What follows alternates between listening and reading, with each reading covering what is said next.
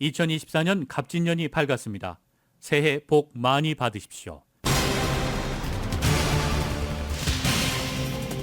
공화당의 두 번째 대선 후보 경선인 뉴햄프셔주 프라이머리에서 트럼프 전 대통령이 승리하면서 아이오와주에 이어 2연승을 달리며 대세론 굳히기에 나섰습니다. 트럼프 전 대통령의 뉴햄프셔 승리는 보수 당원들의 결집에 힘입은 것으로 분석됐습니다. 한편 니키 헬리 전 유엔 대사는 중도 하차 없이 끝까지 경선을 치르겠다는 입장입니다.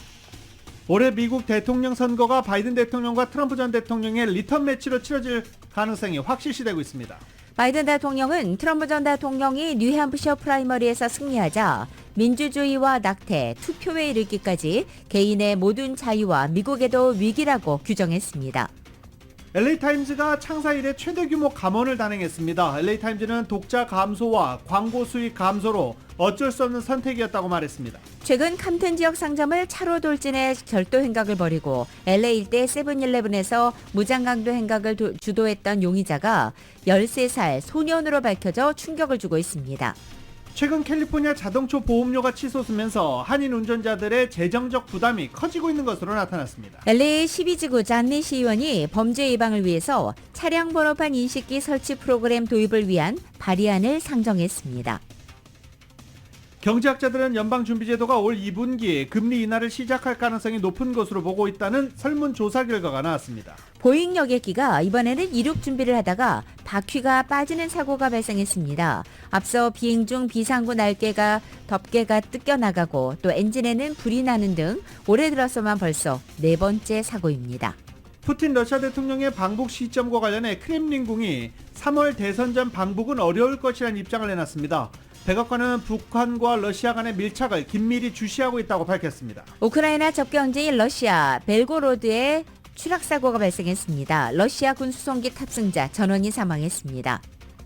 서천 화재 현장에서 윤석열 대통령과 전격적으로 만난 국민의힘 한동훈 비상대책위원장은 김건희 여사 리스크 관련 질문에 자신의 생각은 이미 충분히 말했다며 언급을 자제했습니다. 윤석열 대통령과 한동훈 비대위원장 갈등이 봉합 국면에 접어들었지만 이른바 출구 전략에서는 여전히 여권 내 갑론을박이 이어지고 있습니다. LA 레이커스와 클리퍼스 간의 맞대결에서는 레이커스가 127대 116으로 승리했습니다. 레이커스의 르브론 제임스는 발목 부상으로 어제 경기 결장했습니다. 아시안컵 조별 예선 3차전이 진행되고 있는 가운데 일본 대표팀은 이진급 선수들을 내세워서 인도네시아를 3대1로 꺾고 조 2위를 확정되었습니다. 한국 대표팀은 바로 내일 새벽 3시 30분 말레이시아와 3차전을 갖습니다. 오늘 뉴욕 증시는 상승 출발하고 있습니다. 원달러 환율은 1337원으로 마감했습니다. 남가주 오늘 대체로 흐린 가운데 LA 한인타운 낮 최고 기온은 63도로 예상됩니다. 이 시간 주요 뉴스는 하늘 위 호텔, 세계 최대 항공기 아시아나항공 A380에서 차별화된 서비스를 만나보세요. 고국까지 편안하고 안전하게 모시는 아시아나항공 제공입니다. 여러분 안녕하십니까? 김윤정입니다. 안녕하십니까? 유지승입니다. 2024년 1월 24일 수요일 라디오솔 모닝 뉴스 2부입니다.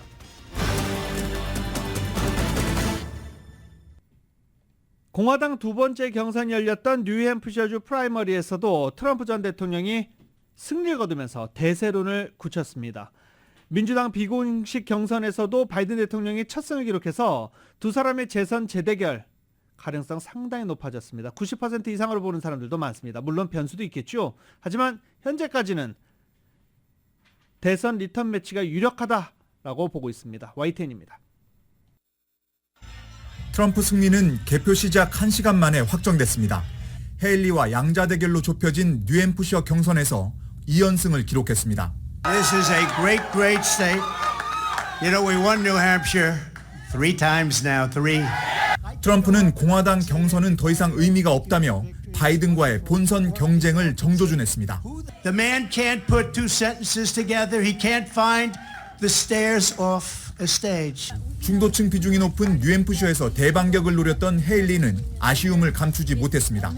한 자릿수 득표율 차이로 추격의 발판을 마련하려던 계획도 무산됐지만 중도 하차하진 않겠다고 밝혔습니다. This race is far from over. There are dozens of states left to go.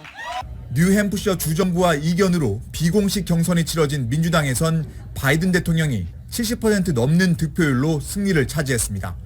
후보 등록을 하지 않아 유권자들이 투표용지에 직접 이름을 써넣어야 했는데도 압승을 거두면서 건재함을 확인했습니다.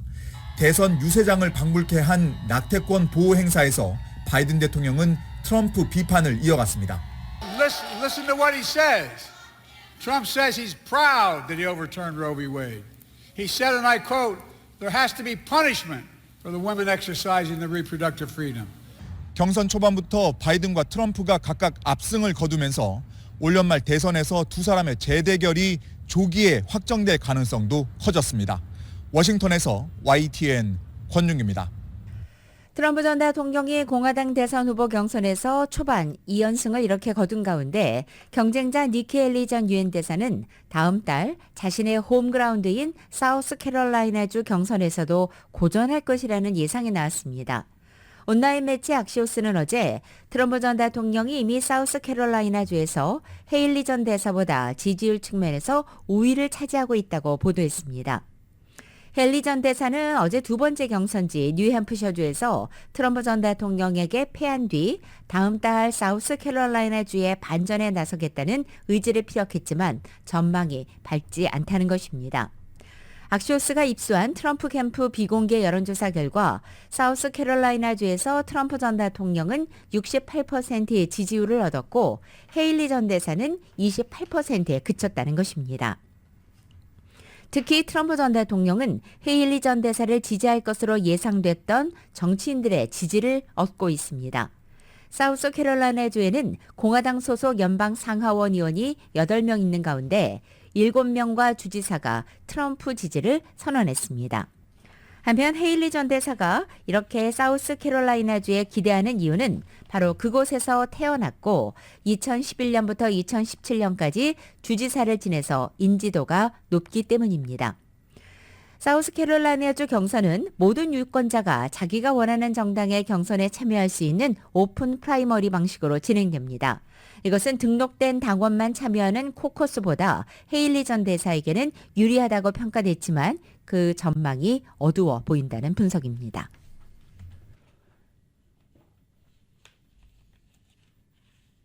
뉴햄프셔주에서는 비공식 민주당 프라이머리가 진행이 됐습니다.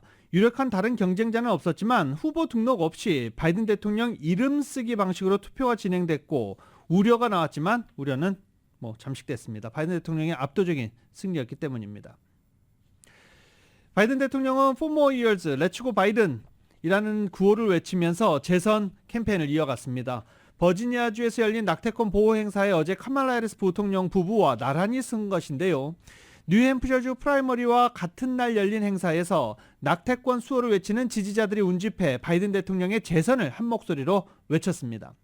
바이든 대통령은 미국에서 이 같은 낙태권, 자유를 빼앗는 일에 가장 큰 책임은 트럼프에게 있다는 점을 명심해야 한다며 그는 자랑스럽게 낙태권 폐기를 약속했고 낙태권을 행사한 여성을 벌하겠다라고 말했으며 이는 여성들에게는 악몽이다라고 지목했습니다. 바이든 대통령은 2024년 대선은 가장 중요한 선거라며 민주주의와 자유가 투표소에 있다라고 강조했습니다. 해리스 부통령은 이번 일에 누가 책임이 있는지 분명히 하자며 트럼프 전 대통령이 이 대법원을 구성했고 그가 낙태권 폐기를 의도한 것이다라고 지목했습니다.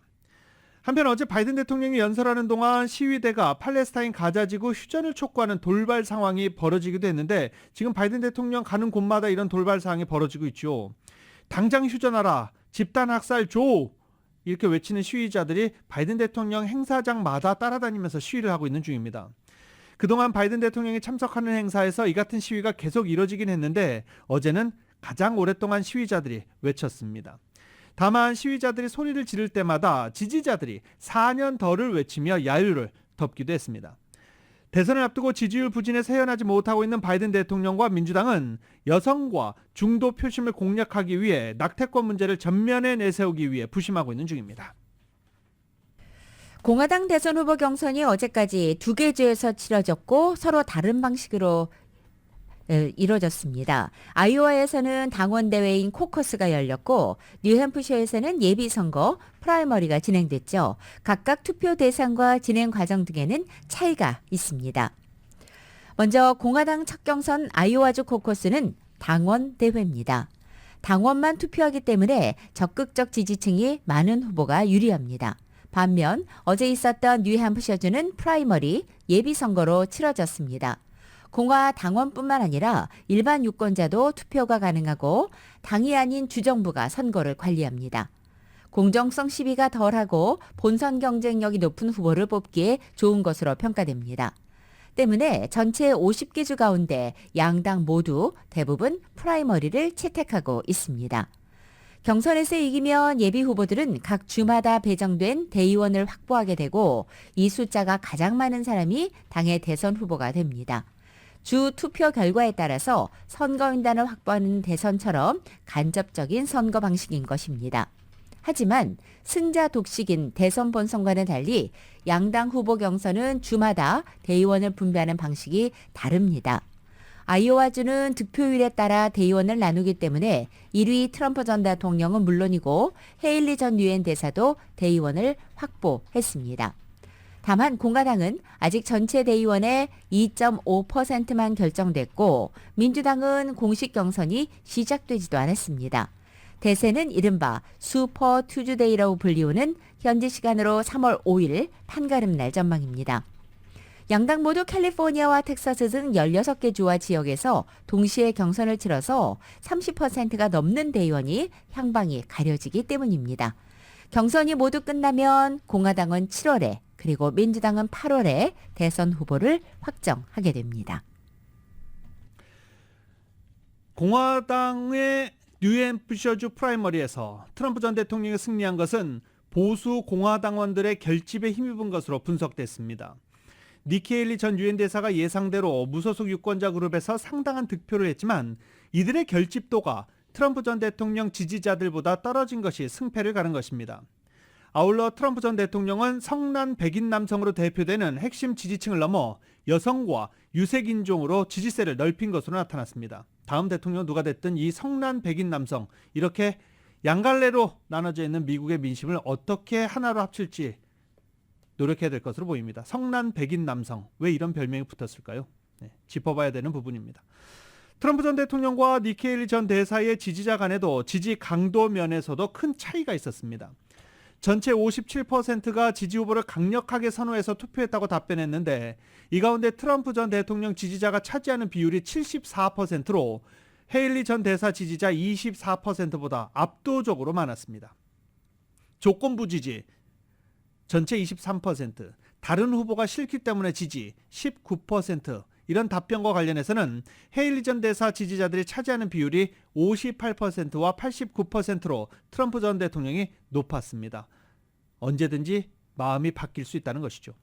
전체적으로 보면 트럼프 전 대통령과 헤일리 전 대사가 각각 자신의 표밭인 공화당원과 무소속 투표자 그룹에서 선전했지만 트럼프 전 대통령이 투표자가 더 많은 당원 그룹에서 크게 이기면서 승리한 것으로 분석되고 있습니다. 트럼프 전 대통령의 지지층 외연 확장도 두드러지고 있습니다. 이번 조사에서 트럼프 전 대통령은 남성 응답자의 59% 지지를 얻은 것은 물론 여성으로부터도 50% 지지를 얻어 48%에 그친 헤일리 전 대사를 제쳤습니다. 백인 응답자 54%가 트럼프 전 대통령을 지지한 것은 물론이고 백인이 아닌 응답자의 59%도 트럼프 전 대통령을 지지해 백인층보다 더 강한 지지세를 보였습니다. 트럼프 전 대통령은 지난 아이오와주 코커스 당시 출구조사에서 유일하게 30세 미만층에서 지지율 1위를 차지하지 못했지만 이번에는 이들 연령층에서 60%의 지지를 얻는 등 전 연령대에서 지지율 1위를 달성했습니다. 트럼프 전 대통령과 헤일리 전 대사 지지자들의 성향이나 배경 차이도 확연하게 드러났습니다. 트럼프 전 대통령의 지지자 대다수 70%는 스스로를 보수로 인식하는 것으로 나타났습니다. 반면 헤일리 전 대사 지지자들은 상당수가 중도 내지 진보를 표방했습니다. 나아가 공화당 프라이머리 유권자들은 경제, 이민, 외교, 낙태 순으로 정책 중요성을 꼽았는데 1, 2순위인 경제 및 이민 문제에서 트럼프 전 대통령이 헤일리 전 대사에 비해서 더 좋은 평가를 받은 것으로 나타났습니다. 지금 바이든 대통령의 선거 캠페인 전략은 낙태 문제입니다. 그런데 유권자들은 1순위로 경제, 2순위로 이민, 3순위로 외교, 4순위로 낙태 문제를 꼽고 있습니다. 민주당은 고민해봐야 할 부분입니다. 연임을 노리고 있는 조 바이든 대통령의 선거운동 본부가 함께 다시 트럼프를 이길 것이라는 글귀가 적힌 선거운동 티셔츠 판매에 들어갔습니다. 바이든 선거운동부 관계자는 공식 웹사이트에서 해당 티셔츠를 한 장당 32달러에 판매하기 시작했다고 밝혔습니다. 공화당 대선 후보로 유력한 트럼프 전 대통령을 직접적으로 언급한 바이든 측의 이 첫 번째 선거운동 상품인 이 티셔츠에는 검은색 바탕에 하얀색으로 글씨가 들어가 있고 다시, 즉 어게인이라는 단어만 빨간색으로 강조돼 있습니다. 또 같은 문구가 찍힌 스티커도 함께 판매되고 있습니다. LA에서 카멜라 해리스 부통령 기금 모금 행사가 오늘 열립니다. 오늘 오후 5시 40분경, 정확한 시간은 정해지지 않았습니다. 5시 40분경 맨하탄 비치에 있는 한 기금 모금 행사에 카멜라 해리스 부통령이 참석할 것으로 알려지고 있습니다. 지난해 11월 20일 브렌트우드에서 열린 선거 자금 모금 행사에 이어서 두 번째로, 최근 3개월 새 두 번째로 LA를 찾게 됩니다. 카멜라 해리스 부통령 자택 앞에 이렇게 팔레스타인 구호를 외치는 시위대들이 몰리기도 했었는데, 지난 브렌트우드 기금모금 행사 때 몰리기도 했었는데, 오늘은 어떤 모습을 보여줄지 일단 경호원들이 긴장하고 있는 상황입니다.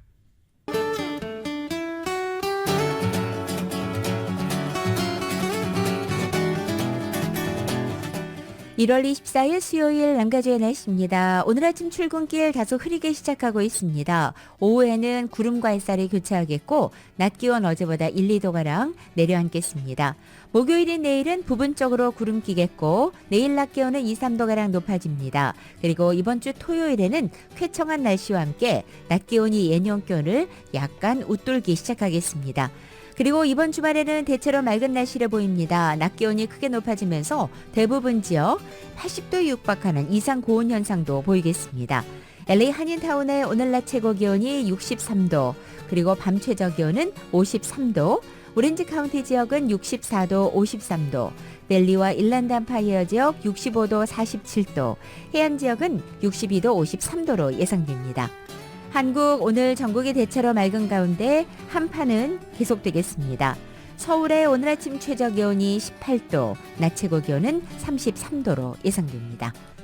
라디오 솔 모닝뉴스 2부 이 시간은 1250만 불 교통사고 최고 보상, 교통사고 전문 천재 변호사 리차드 호프만, 또 하나의 새로운 문이 열렸습니다. 한인은행 최초로 라스베가스에 진출한 오픈뱅크, 총 20억 달러의 승소, 크고 작은 교통사고와 상해, 브라이언 타필라와 CG 러, 한인타운 올림픽과 카탈리나의 새 지점을 오픈했습니다. 고객과 함께 새로운 미래를 열어가는 US 메트로뱅크 공동 제공입니다.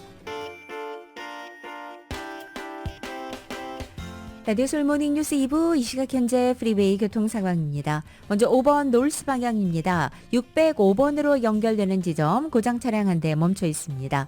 105번 웨스트 방향입니다. 놀만디 에비뉴와 만나는 지점 3중 추돌 사고 있습니다. 101 노스 방향에서 알라메다 스트리트로 내리는 지점엔 2중 추돌 사고 있습니다. 참고하시고 안전운전 하시기 바랍니다.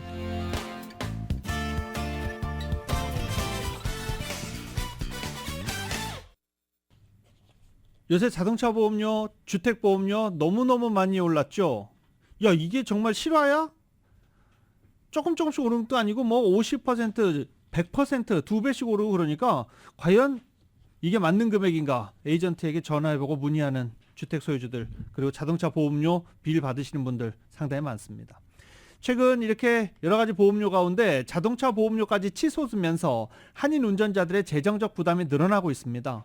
갑자기 치솟은 보험료를 감당하기 어려워진 한인 운전자들이 이 저렴한 보험료를 찾기 위해 보험사에 문의가 잇따르고 있다고 합니다. 이은 기자가 보도합니다. 한인타운에서 일하는 한인 남성 박 씨는 최근 자신이 가입한 자동차 보험회사에서 온 편지를 받고 깜짝 놀랐습니다. 그동안 교통사고가 있었던 것도 아닌데 갑자기 보험료가 훌쩍 뛴 것입니다. 최근 자동차 보험료가 급등하면서 한인 운전자들의 보험료 부담이 크게 늘었습니다. 박 씨는 보험료가 더 저렴한 회사를 알아보고 있지만 상황은 여의치 않습니다. 보험업계에 따르면 가주의 경우 팬데믹을 거치면서 주당국이 시행한 정책으로 인해 지난 3년여간 보험료가 거의 인상되지 않아 보험료가 큰 차이가 없었지만 최근 들어 해당 정책의 효력이 만료되면서 보험업계가 일제히 보험료를 인상했다고 밝혔습니다. 케이코 보험입니다. 못 올리게 했습니다. 근데 아시다시피 코비드 때 물값이 많이 올라갔어요. 레이버 차지 많이 올라갔고 지금 나가서 시장 보면은 다 올라갔잖아요. 똑같이 자동차 파트, 지금 레이버 파트 다 올라갔습니다. 특히 가주의 경우 가파른 물가 인상으로 인건비도 치솟아 업주들이 자동차 보험회사 운영에 어려움을 겪으면서 비용을 상쇄하기 위해 보험료가 더 많이 올린 것도 가주 운전자들이 보험료 급등을 체감하는 원인이 되고 있습니다. 드디어 올리게 해주는 거는요, 뭐 캐치하려고 그러는 게 아니라 요즘 코스트가 올라갔으니까 가격을 제대로 받으려고 지금 올리는 겁니다. 보험회사 사정으로 보면 또 보험에서 나오는 이해예요. 자기네들도 루스하는 게 많아요. 캘리포니아에서 사고도 많이 나고. 가주에서 교통체증으로 인해 자동차 사고가 빈발하는 지역이 많고 인구가 밀집되어 있어 도난사고 등 리스크가 많다 보니 보험료가 높게 책정되고 무사고 기록을 갖고 있는 운전자들의 보험료에도 영향을 미친다고 설명했습니다. 한미보험사입니다. 집보험인 경우에 이제 그게 더 심하고요. 자동차도 마찬가지죠. 아무래도 리스크가 높아지면 보험회사들은 레이즈를 올릴 수밖에 없으니까요. 캘리포니아에도 보험료가 비싼 편이고요. 특히 최근 들어 보험회사들이 주택보험 등 전반적으로 보험료를 인상시킨 상황과 겹쳐 가주에서 나타나는 자동차 관리 리스크가 겹쳐지다 보니 운전자들이 체감하는 인상률은 크다고 덧붙였습니다. 보험료가 올라가는 건 전반적으로 웨이트이 올랐기 때문에 전체적으로 웨이트 자체를 보험회사마다 보험료를 전반적으로 다 올렸어요. 그 지역에서 그런 클레임이 빈도수가 많은 지역이라면 같이 오르죠. 최근 통계에 따르면 가주 운전자들의 보험료는 지난해에 비해 평균 11.5%가 인상된 것으로 나타났습니다. 라디오 서울 뉴스 이은입니다. 잔니 LA 12지구 시의원이 범죄 예방을 위해서 차량 번호판 인식기 파일럿 프로그램을 도입하기 위해 발의안을 상정했습니다. 이 소식은 보도국의 뉴스룸 연결해 보겠습니다. 범죄 예방을 위해 LA시 12지구의 차량 번호판 인식기 파일럿 프로그램을 도입하자는 법안이 23일 존 리 시의원에 의해 상정됐습니다. 상정된 안건은 12지구의 차량 번호판 인식기를 설치하기 위해 LA 경찰국과 거리 조명국, LA 교통국이 협업해 카메라 설치 위치와 방법에 대한 연구를 실시하도록 하는 내용을 담고 있습니다. 또 이들 부서는 카메라 구매와 설치, 유지 보수를 위해 $50만 달러를 지원받게 됩니다. 현재 안건은 LA시 의회의 공공안전위원회에 제출됐습니다. 존 리 시의원은 12지구 일부 지역에서 최근 몇 달 동안 강도 행각이 기하급수적으로 늘어났다며 범죄 위협이 높은 지역에 이 기기를 설치함으로써 범죄자를 추적하고 범죄를 사전에 예방할 수 있다고 강조했습니다. 차량 번호판 인식기 파일럿 프로그램이란 가로등과 경찰 순찰차에 장착된 자동 카메라가 시야를 통과하는 차량 번호판 이미지를 수집해 저장하는 기기로 차량의 움직임까지 추적할 수 있는 시스템입니다. 저장된 판독 이미지는 도난 차량과 범죄에 연루된 차량을 형사사건 차량 목록과 비교하는 데 사용됩니다. 최근 자주 발생하는 스매시 앤 그랩과 같은 절도 범죄를 막는 데 효과가 있는 것으로 알려져 설치되면 범죄를 제지하는 효과는 물론 실제 범죄자를 잡는 데도 효과가 있을 것으로 기대가 모아집니다. 실제로 지난해 베벌리 힐스에서는 차량 번호판 인식기를 사용해 노숙자 3명을 살해한 용의자를 체포할 수 있었습니다. 베벌리 힐스는 2022년 처음으로 이 프로그램을 도입해 현재 약 50대가 시내에 설치되어 있습니다. 라디오 서울 보도국 뉴스룸입니다. LA타임즈가 창사 이래 최대 규모의 감원을 단행했습니다. 편집국에서만 115명을 감원할 계획이라고 어제 발표했습니다. 142년 LA타임즈 신문 역사상 최대폭 감원입니다. 정연호 기자가 보도합니다. 대규모 감원 계획에 맞서 LA타임즈 편집국 기자들이 일일 파업을 벌인 지 나흘 만에 신문사 측은 편집국에서 115명을 감원하겠다고 발표했습니다. 편집국 전체 인원의 20%가 넘는 규모이고 LA타임즈 역사상 최대폭의 감원입니다. LA타임즈는 지난해에 이어서 올 한 해도 수익 전망이 어두울 것으로 보고 대규모 감원 조처를 단행했습니다. LA타임즈가 23일 신문사 사주인 패트릭 순시용을 인용한 바에 따르면 신문 구독층이 늘어나 광고 수익을 더 끌어올 수 있다면 몰라도 그렇지 않은 상황에서 더 이상 신문사가 연간 3천만 달러에서 4천만 달러에 달하는 손실을 볼 수는 없다며 대대적인 변화가 절실하다는 것이 감원의 배경입니다. 순시용은 경제와 사회 상황이 급변하면서 지난 수년에 걸쳐 신문사가 1억 달러의 손실을 봤다며 지난 수개월 전까지만 해도 팬데믹 속에서도 편집국 인원을 그대로 유지하면서 비즈니스를 이끌어왔다고 강조했습니다. 순시용은 편집국 기자들이 신문사 입장을 고려하지 않고 지난주 금요일 1일 파업을 단행한 것에 실망감을 표했습니다. 지난 금요일 파업이 회사 측의 감원 결정을 움직이는 데는 아무런 도움이 되지 않았다고 부연했습니다. 대규모 감원 조처에 LA타임즈 직원들은 즉각 반발하고 나섰습니다. 감원당한 직원들은 X 등 소셜미디어에 올린 글에서 실망감과 허탈함을 쏟아냈습니다. 이달 초 LA타임즈의 편집장인 케빈 메리다 씨는 신문사 안에서 자신의 역할과 전략, 감원 규모 등을 둘러싸고 사주와 마찰을 빚고 사임했으며 이후 편집국 지도부에서 줄사태가 이어졌습니다. 하지만 사주인 순시용은 LA타임즈가 현재 대혼란을 겪고 있다는 시각은 부인하고 상황을 개선하기 위한 계획이 있다고 주장했습니다. LA타임즈는 앞서 지난해 여름에도 편집국에서 70명 이상을 감원한 바 있습니다. 최근 워싱턴 포스트도 바이아웃을 통해 240명을 감원하겠다고 밝혔고 스포츠 일러스트레이티드는 사실상 전 직원에게 감원 통보를 했습니다. 라디오 서울 뉴스 정현호입니다. 샌버나디노 카운티 작은 사막 마을인 엘 미라지에서 5명이 숨진 채 발견돼 현재 당국이 조사하고 있습니다. 샌버나디노 카운티 셰리프 당국은 어제 저녁 8시 15분쯤 안부 확인 요청을 받고 렉앤젤레스와 아틀란토 사이 395번 하이웨이 인근으로 출동해 5명의 시신을 발견했다고 밝혔습니다. 셰리프국이 숨진 5명을 발견한 곳은 빅토빌에서 약 20마일가량 북쪽으로 위치한 외곽 지역입니다. 현재 구체적인 사건 경위는 아직 파악되지 않았고 숨진 사람들의 신원도 공개되지 않았습니다. 셰리프 당국은 보다 자세한 내용을 공개하지 않은 채 조사를 확대하고 있다고 밝혔습니다. 타운 내 이 단신 소식 라디오 서울 저희 보도국 뉴스룸 연결해서 조금 더 전해드리겠습니다. 지난 22일 밤 한인타운 서쪽 라치몬트의 한 가정집에서 주택 침입 강도 행각이 벌어져 경찰이 강도범들을 검거하기 위해 수사를 벌이고 있습니다.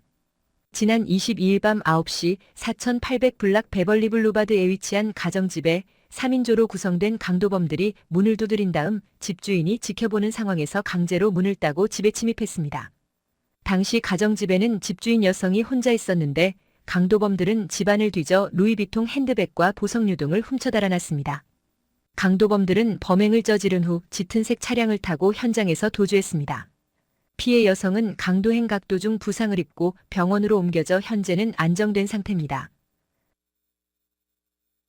23일 LA 맨체스터 스퀘어에 위치한 노숙자 텐트촌에서 화재가 발생해 진화 작업 도중 LA 소방국 캡틴이 부상을 입는 일이 발생했습니다.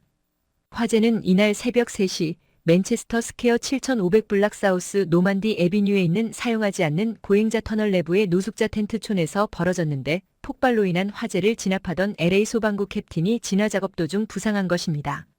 소방국은 화재 진압 도중 압축 가스 실린더가 터지면서 부상했다고 밝혔습니다. 사고를 당한 캡틴은 병원으로 이송되었으며 현재 안정된 상태입니다.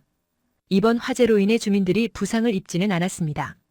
당국은 화재 원인을 조사 중입니다. 라디오 서울 보도국 뉴스룸입니다. 프리웨이 위를 지나는 보행자 다리 철거 공사로 인해서 이번 주말 10번 프리웨이와 엑스포지션 블루버드 사이 110번 프리웨이가 부분 또는 전면적으로 폐쇄될 예정입니다. 캘리포니아주 교통국 칼트랜스에 따르면 26일 금요일 오후 11시부터 이튿날 오전 11시까지 110번 프리웨이 남쪽 방면 10번 프리웨이부터 엑스포지션 블루버드 사이 레인이 한 개로 축소된다는 것입니다. 또 26일 오후 11시부터 일요일인 28일 오전 10시까지 아담스 블루버드의 출구도 폐쇄됩니다. 토요일인 27일 오후 1시 정정합니다. 오후 7시부터 28일 오전 8시까지는 110번 프리웨이 남쪽 방면 10번 프리웨이와 엑스포지션 사이 구간의 모든 레인이 그리고 북쪽 방면 아담스와 워싱턴 사이 구간의 모든 레인이 전면 폐쇄됩니다. 칼트랜스는 프리웨이 레인이 폐쇄되는 동안 운전자들에게 우회로를 이용해달라고 당부했습니다. 110번 프리웨이 남쪽 방향을 운행하는 운전자들은 10번 프리웨이 인터체인지에서 내려서 엑스포지션이나 또는 마틴 루터킹 주니어 입구로 재진입하면 됩니다. 북쪽 방향으로 진행하는 운전자들은 아담스에서 내려서 워싱턴 블러버드 입구 또는 후버 스트릿에서 10번 프리웨이에 진입할 수 있습니다. 칼트랜스는 또한 운전자들에게 공사 지역에서는 안전을 위해 속도를 줄여달라고 당부했습니다. 디즈니랜드 측이 디즈니랜드 포워드 제안의 일환으로 앞으로 10년 동안 25억 달러를 투자해 디즈니 마을을 만들 예정이라고 밝혔습니다. 디즈니와 NYMC가 개발 계약에 따른 세부사항 워크숍을 개최하고 디즈니 드라이브 서쪽 토이스토리 주차장에 테마파크 조성하고 호텔 세우고 쇼핑센터 및 식당가 등을 조성할 계획입니다. 490에이커 안에 새로운 상점과 식당 등을 모두 포함하게 될 것이라고 설명하고 있는데 일단 3월에 청문회가 개최되고요. 5월에 NYMC 승낙 여부 투표가 이어질 예정입니다. NYMC의 가장 큰 세수를 거둬들인 곳 디즈니랜드잖아요. 네, 시의회에서 무난하게 통과될 것으로 보입니다. 한국계 캐나다인 셀린 송의 첫 영화인 패스트 라이브즈가 아카데미 작품상과 각본상 최종 후보에 올랐습니다. 감독의 데뷔작이 최종 후보에 오른 것 자체가 이례적인 일로 받아들여지고 있습니다. KBS의 보도입니다. 와. 진짜 와닿아. 와. 한국에서 어린 시절을 보낸 두 남녀가 20여 년 만에 미국 뉴욕에서 재회합니다. 엇갈린 운명 속에 인생과 인연의 의미를 돌아보는 과정을 그린 영화입니다. 만약에 네가 한국을 떠나지 않았다면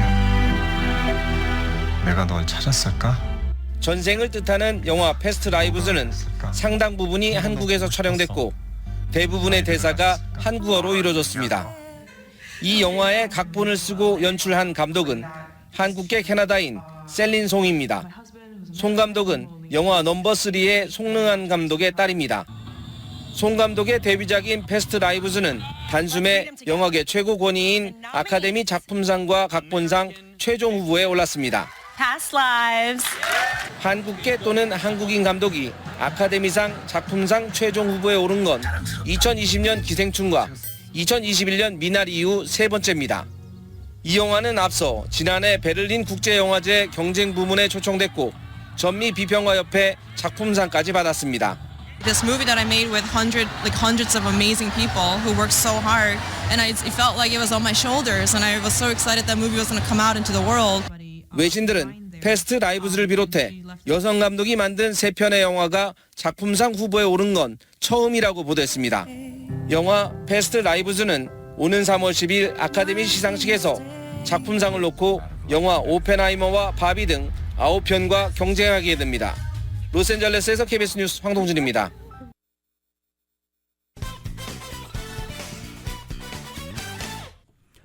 보잉 여객기 문제 많죠. 이번에는 바퀴가 빠졌어요. YTN입니다. 미 항공사 델타항공 982편이 미 애틀란타 국제공항에서 이륙 준비 중 앞바퀴가 떨어져 나갔습니다. Tower, the 75 on the runway just lost a nose tire. Tower, this is Delta 1783. You may want somebody to come out. It looks like the nose tire ran off the runway towards the end down. 사고기는 보잉 757 기종으로 콜롬비아 보고타로 갈 예정이었는데 당시 170명 넘는 승객이 타고 있었지만 다친 사람은 없었습니다. 올해 들어 보잉 여객기가 사고에 휘말린 건 이번이 네 번째입니다. 지난 5일에는 승객과 승무원 177명을 태운 미 알래스카 항공 1282편 동체 측면에서 비행 중 비상구 덮개가 뜯겨나가는 사고가 발생했습니다. 보잉의 737 맥스 9 기종으로 긴급 회항 끝에 비상 착륙해 대형 사고를 가까스로 면했습니다. 미 항공당국은 자국 내 동일 기종의 항공기 운항을 중단시키고 긴급 점검을 지시했습니다. 조사 결과 다른 항공사 737 맥스 9 여객기들까지 도어 플러그 볼트가 느슨하게 조여진 문제가 확인됐습니다. 지난 17일에는 토니 블링컨 미 국무장관이 스위스 다보스 포럼 참석을 마치고 귀국을 위해 타려던 보잉 737 전용기 결함 때문에 다른 민간 항공편을 이용했습니다. 이튿날 18일에는 아틀라스 항공 보잉 7478 화물기가 미 마이애미 국제공항을 이륙한 직후 엔진에 불이 나 비상 착륙했습니다. 이처럼 세계 최대 항공 제조업체 보잉이 사고 뭉치가 되면서 미 연방항공청은 보잉의 다른 기종으로도 조사 확대를 시사했습니다. YTN 정수입니다. 글로벌 전기차 시장을 놓고 각국 자동차 업체들이 치열한 경쟁을 벌이고 있습니다. 이런 가운데 전기차 업체 선두주자인 테슬라가 최저 25,000달러 수준으로 예상되는 보급형 모델을 내년에 출시할 것으로 전해졌습니다. 이에 비해서 그동안 저가 모델을 주로 생산했던 중국 업체들은 각종 신기술을 탑재한 신형 자동차를 출시하면서 고소득층 공략에도 나서고 있습니다. 지난해 4분기 전기차 생산 1위 자리를 중국 비아디에 내준 테슬라 측은 암호명 레드우드라는 보급형 전기차 모델을 오는 2025년 중반부터 생산할 것으로 알려졌습니다. 로이터 통신은 익명의 소식통들을 인용해 이같이 보도하며 새 모델은 소형 크로스오버 차량이 될 것이라고 전했습니다. 이 가격대의 전기차가 나오면 기존의 내연기관 차량이나 중국 업체들의 저가 전기차와도 경쟁할 수 있게 됩니다. 25,000달러짜리 전기차를 만들겠다고 공언한 일론 머스크 CEO의 발언도 있었습니다. 현재 테슬라의 가장 저렴한 제품인 모델 3 세단은 미국 판매 가격이 38,990달러로 책정돼 있습니다. 이에 비해서 중국 전기차 업체들은 새로운 모델을 공개하면서 차량용 프로젝터나 냉장고, 운전자 보조 장치까지 다양한 기능 등을 추가하고 있습니다. 중국 선전에 있는 레이저 디스플레이 업체 아포트로닉스의 리유 회장은 중국에서 전기차는 가전제품이 됐다며 휴대전화가 발전한 것과 비슷한 양상이라고 소개하며 중국에서는 자동차에 더 많은 엔터테인먼트 요소와 장치가 필요하고 소비자들은 가장 진보된 기술 사양을 갖춘 제품을 사고 싶어 한다고도 말했습니다. 아포트로닉스는 화웨이가 아이토 브랜드로 새로 출시하는 M9 SUV 차량에 32인치 프로젝트 선스크린을 공급합니다. 6인승 차량에는 냉장고와 접이식 앞좌석, 또 차량 정보를 앞유리에 투명해주는 이 헤드업 디스플레이 기술도 들어가게 됩니다. 올해 1월 1일 기준으로 M9 주문량은 3만 대를 넘어섰고 오는 2월부터는 배송이 시작될 것으로 보입니다. 또 M9 SUV는 약 47만에서 57만 위안에 판매될 예정입니다. 이에 비해서 테슬라의 중형 SUV인 모델 Y 가격은 25만 8,900위안부터 모델 3 세단은 69만 8,900위안부터 시작됩니다. 한편 테슬라는 최근에 내놓은 신제품 사이버 트럭을 홍보하기 위해서 중국에서 프로모션 투어를 진행할 것이라고 알려졌습니다. 동영상 스트리밍 업체 넷플릭스가 지난 3분기에 이어서 4분기에도 호실적을 이어갔습니다. 실적 보고서에 따르면 지난해 4분기 가입자 수가 전 세계에서 1,310만 명이 늘어 총 2억 6,028만 명을 기록했습니다.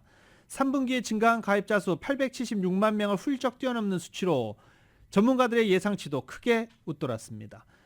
4분기 매출은 전년 동기 대비 12.5%가 증가한 것으로 나타났습니다.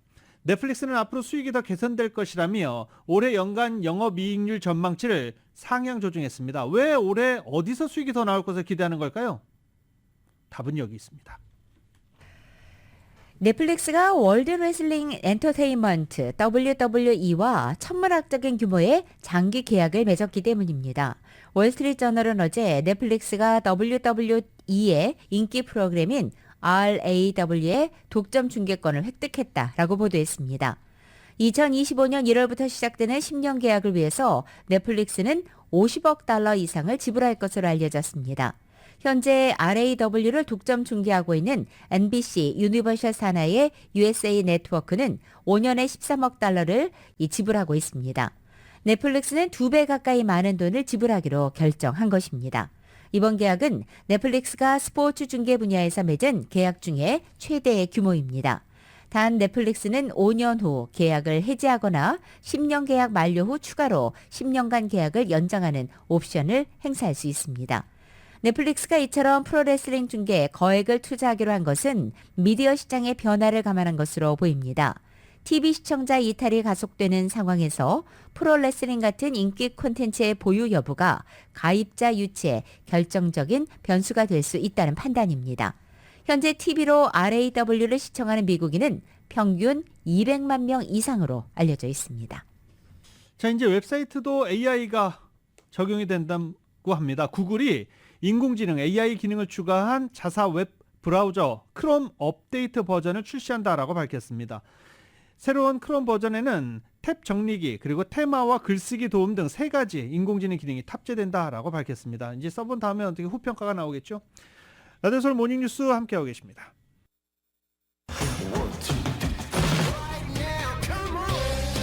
라디오 서울 모닝뉴스 스포츠 소식입니다. 스포츠 소식은 전문가가 추천하는 이민법과 가정법 전문 제인정 종합법률사무소 제공입니다. 어제 LA 레이커스와 클리퍼스가 경기를 했었습니다. 클리퍼스가 LA 레이커스를 127대 116으로 꺾었습니다. 이번 시즌 레이커스와 클리퍼스 3번 맞대결이었는데요. 처음으로 클리퍼스가 이겼습니다. 어제 르브론 제임스가 발목 부상으로 출전하지 못한 게 컸다. 이렇게 해석할 수도 있을까요? 네. 클리퍼스는 레이커스를 만나면 2연패를 당했는데 어제 처음으로 시즌 첫 승리를 거뒀습니다. 127대 116으로 승리했습니다. 팔레스타인이 아시안컵 사상 첫 승과 함께 16강 진출을 달성했습니다.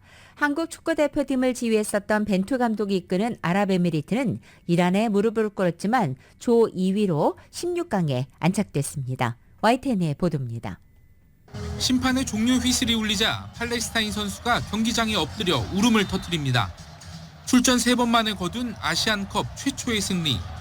동시에 16강 진출도 함께 이뤄낸 감격의 순간입니다. 팔레스타인은 초반부터 홍콩을 밀어붙였습니다. 전반 12분 만에 다바의 헤더로 선제골을 만들었고 후반 5분 선제골과 비슷한 상황에서 이번엔 쿤바르가 머리로 골망을 갈랐습니다. 10분 뒤엔 세양의 중거리포가 크로스바를 맞고 나오자 다바가 골대 정면에서 다시 밀어넣으면서 승리에 마침표를 찍었습니다. 1승 1무 1패로 승점 4점을 기록한 팔레스타인은 골 득실에서 아랍에미리트의 한 골이 부족해 3위에 자리했지만 조별리그 3위 팀 중 4위 안에 들어 16강 관문을 통과했습니다. 아랍에미리트는 앞선 경기에서 심판에 항의하다 퇴장당한 벤투 감독이 관중석에서 원격 지휘에 나섰지만 이란전 패배를 막지는 못했습니다. 다만 경기 종료 직전 한 골을 만회하며 조 2위를 지켜 A조 2위 타지키스탄과의 16강 대진을 확정했습니다. 앞서 열린 B조 경기에서 인도를 1대 0으로 꺾은 시리아도 아시안컵 첫 16강 진출 기쁨을 맛봤습니다. 시리아는 강호 이란과 16강에서 대결합니다. YTN 양시창입니다.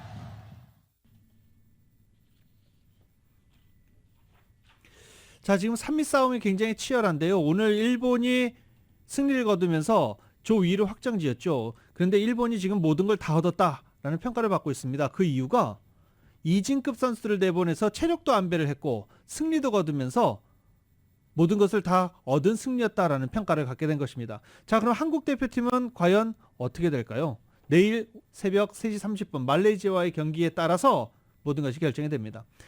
해외 베팅 사이트들 여전히 일본을 우승 후보 1순위로 예상하고 있습니다. YTN입니다.